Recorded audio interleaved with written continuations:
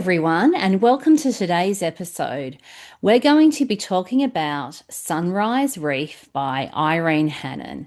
So, this one is a contemporary romance and it fits within the Christian fiction category. And it's also book 11 in Irene Hannon's long running Hope Harbour series. So, the first book in this released in 2015. So, this series has been going for a while.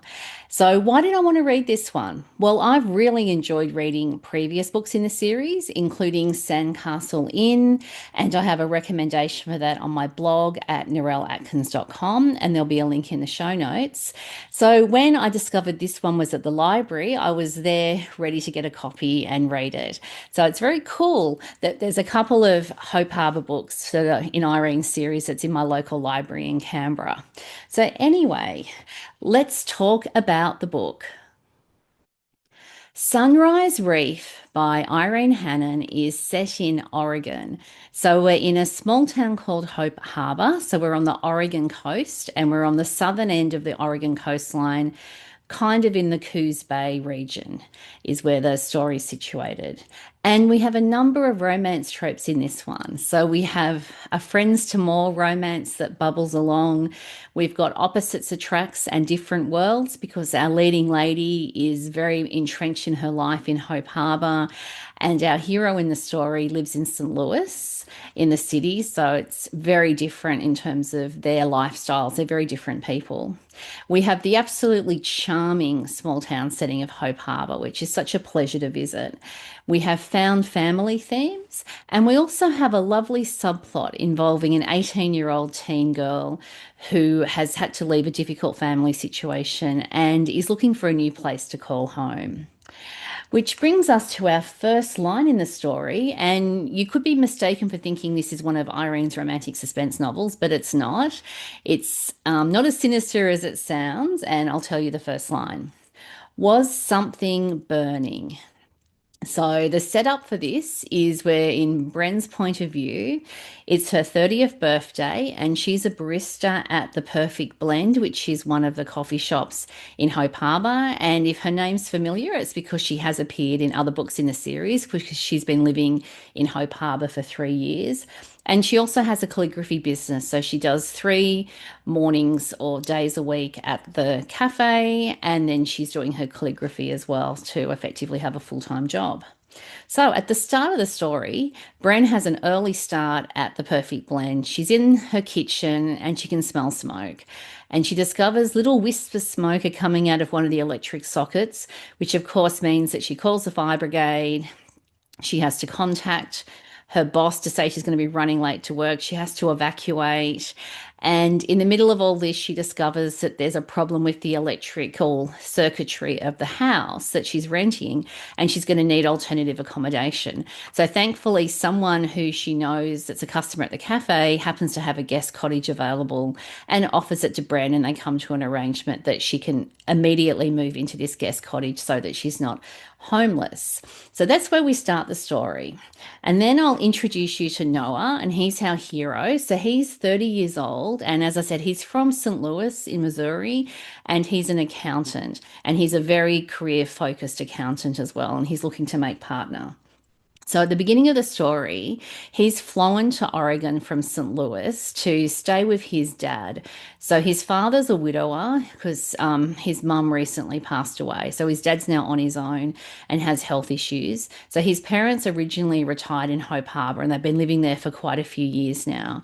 And so Noah's decided that he's concerned about his father living on his own, having health problems, and he wants his father to move with him and to head back to the Midwest to St. Louis. So the purpose of him taking the 2 weeks vacation to spend in Hope Harbour is to convince his father to leave and pack up and move home. So anyway, that brings us to our meet cute between Noah and Bren, and it is very embarrassing. It's a complete disaster. It's quite amusing as well. Well, it's not amusing to them at the time, but as a reader, it's amusing. And it's a mistaken identity situation. And I'm not going to say any more because I'm not going to spoil it, but it's definitely worth reading. It's a very cute meet cute. And there are a lot of problems in this story. So we have the opposites attracts because Bren and Noah are are very different people and have made different life choices.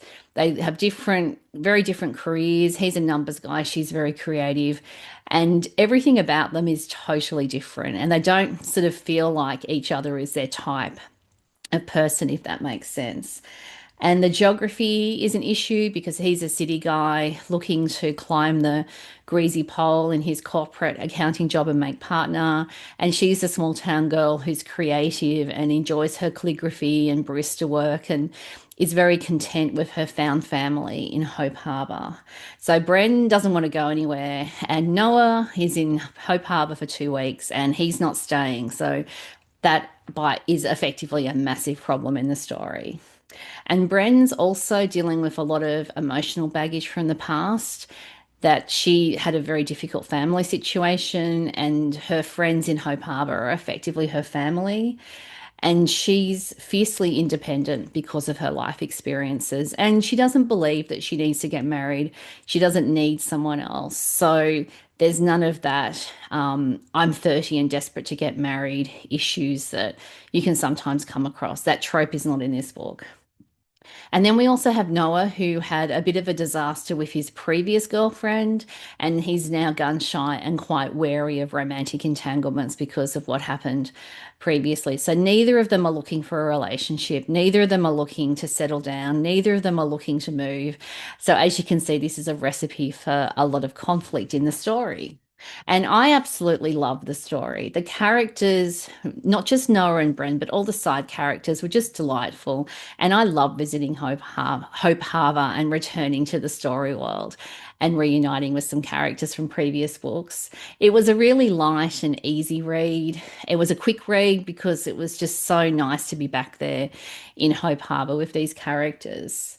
And the Friends to More romance was just delightful. And Noah, despite his career ambitions, he's actually got some of his parents in him, and he's quite a caring guy, and he can't turn his back on people in need, which kind of keeps him in Hope Harbour longer than he probably anticipated. And then Bren, who's very creative, she's got her found family in Hope Harbour, and she wants to pay it forward because people have been very generous to her and have helped her when she needed help, and she wants to then help other people. And hence that brings us to the subplot in the story with the teen girl that turns up in town in a difficult financial situation and needs help, and Bren wants to help her, and Noah wants to help her but has concerns about the way Bren wants to help her. So that brings Noah and Bren into more contact than either had anticipated after their difficult first meeting. So there's lots of stuff that's happening in the story. So my favorite book quote from the story is this one: generosity often reaps benefits for the giver as much as the receiver. And generosity and helping other people is a big theme in this story, and also in the entire Hope Harbour series. This theme also shines through, and I really loved how that played out in the story. And I would describe this one as having relevant faith elements. Both Bren and Noah, and also our young teen girl, have trust issues for some very valid reasons, although for very different reasons in each of their individual cases. And finding home is a very important theme. And people rather than a place being home is an issue and a theme that's discussed in the story as well. So, in terms of the impact on me, there were lots of smiles. The meet cute was amusing and hilarious. And there were also a few poignant moments in the story, particularly with the teen girl, because we go into her viewpoint in the subplot and find out more about what's happening with her. And I really loved how her story played out and how that all tied up, as well as the romance between Noah and Bren and how that all worked out. So, in summary, I would recommend Sunrise Reef to readers who like charming small town romances, who like the tropes of friends to more, opposites attract, and different worlds, and readers who like their contemporary romances to have found family themes. And if you like your contemporary romance to have the small town as effectively a character with some really quirky and interesting people, then you'll like this one. And if you like your contemporary romance where the community in the small town really do pull together to help each other and care for each other, then you'll like this one. And if you like a subplot with a teen girl who's searching for a new home and a fresh start, then you'll like this one. And I just love the relevant faith elements in the story and how they were very organic to the story, and we got to see those themes play out. It was just a lovely, fun, enjoyable read. Thanks for joining me today. Does Sunrise Reef sound like a book that you'd like to read? Have you read it? What did you think? You can let me know. If you're listening on the podcast, you can send me a text via a link in the show notes. If you're watching on YouTube, you can like the episode at YouTube and leave a comment at YouTube. You can also email me via my website where I have a contact form, and that's at narelleatkins.com. If you've enjoyed this episode, please subscribe at your favorite podcasting app or subscribe at YouTube so you won't miss an episode. All the books that I've mentioned, there are links in the show notes.